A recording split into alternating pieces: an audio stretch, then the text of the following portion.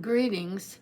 This is Rachel, Gene's sister, Rachel Jeffries farmer, and my husband. His name is Richard. We're both wanting to greet you today.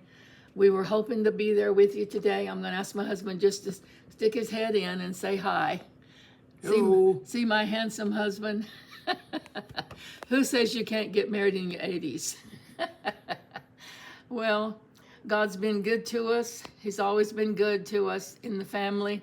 Sometimes there's been rough times, but we've made it through with our brothers, and I'm the only girl and the only sister, of course. I'm the oldest.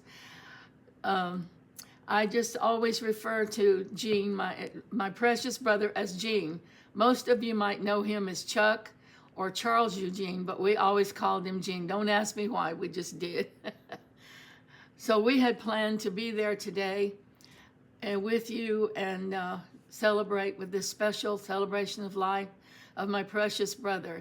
Unfortunately, we're unable to be with you. I was diagnosed with testy bronchitis and unable to fly or drive. And of course, they recommend I rest and do all those things. But my husband, Richard Farmer, we married 2 years and 2 months ago, got to speak to my brother, but of course Richard never got to meet him in person. But we both know what it's like to lose a mate and have them move ahead to heaven ahead of you. So our hearts will go out to you, Diane. We hold you up. We know the adjustment, even though your heart, you may think you're totally prepared for it. You just never know how it's going to hit. But we're going to cover you in prayer. I have many fond memories of my brother Gene. First of all, I'd like to say, to me, he was so much like my dad. Dad was gentle. He was frank. He was who he was. He didn't change his mind very easily, but he could. But anyway, Gene always was a lot like Dad. I thought he even looked like him. But what you see and what you saw is what you got. And that's exactly how Gene was. Dad was gentle, he was caring, and he was giving. One of my earliest memories and fondest memories of us was my 2 little brothers, Gene, of course, and Wayne, my other brother. Gene, was 6. I was 8.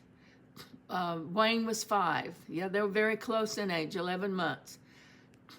I wanted to go to church, and I started saying to Mother, I want to go to church. And I guess the boys chimed in and said, Mama, we want to go with her.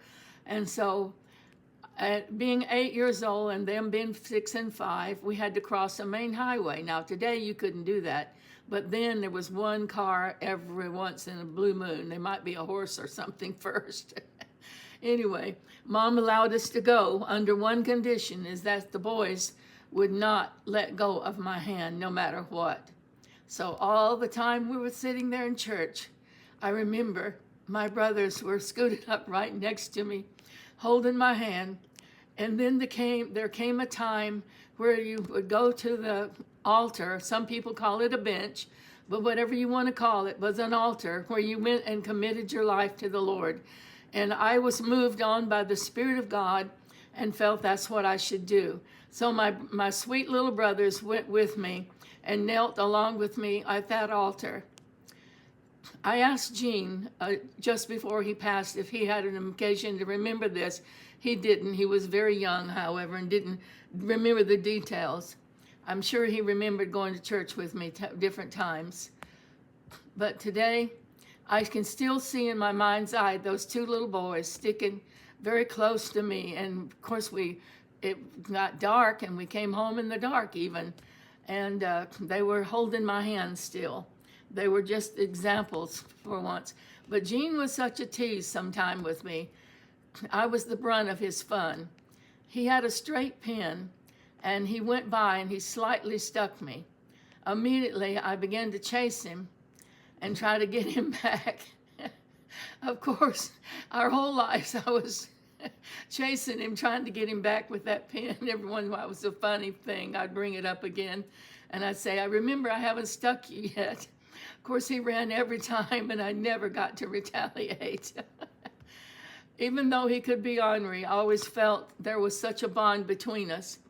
Later on, as a young man, we would talk about the challenges of life, and he was always very helpful.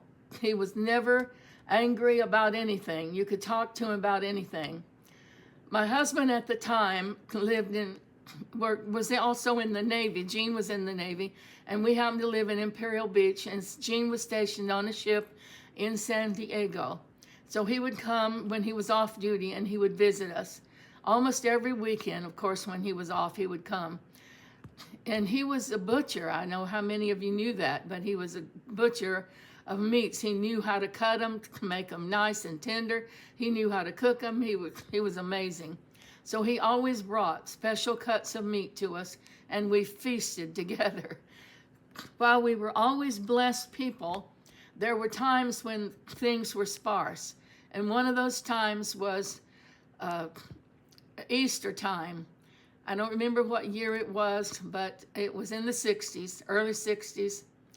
And Gene had taken, just promptu, nobody knew he was going to do this. He took a very, very long sock, I mean very long, big sock, and he filled it full of 50-cent coins, quarter coins, dimes and nickels, and dollars in the bottom.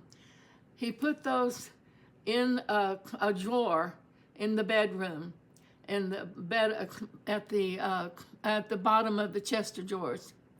And he said to me, I put these here for you. If you have any kind of need, you pull that funds out. And so it came time for Easter, and we didn't have the funds. I had in my heart, I want to buy my daughter, Margina, my little girl at that time. And of course, later on, she had another little sister named Mary Charlene, again, named very similar to Jean Charles. So, by the way, Mom wanted to name me Charlene, and Dad said, no, you don't name a girl after men. So I kept that in my heart, so I got it done. But through the years, he would come, or we would call, because at that time, I was living in Norway. We were doing missions work there. And my husband and we never got to talk much to anybody unless it was necessary on the state side, because there was no text at that time. There was no computers operating, nothing that we could communicate real well. But I always looked forward that when we got back to the States, that I could always visit with Gene.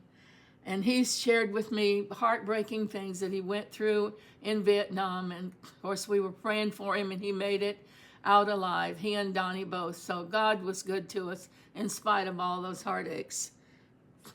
My heart goes out to all of his friends today, and the rest of the family. I know you're going to miss him. My two girls send their greetings, and my friend Jean Batty, who got to know him when she was a teenager, and he was younger than us also. So she sends her greetings as well. She said, I remember him. How precious he was. There's an old song that I'm going to play before I close. It's called Precious Memories. I'm just going to play the chorus, and I'll say the words.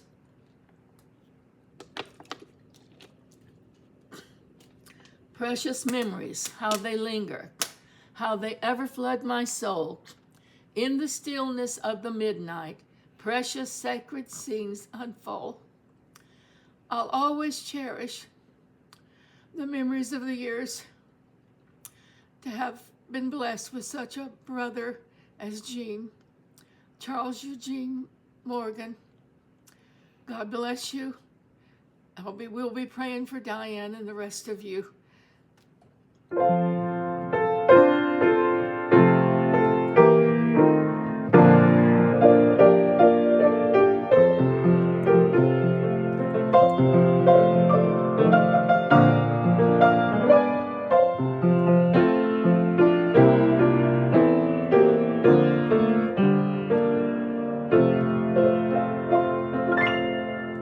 God bless you.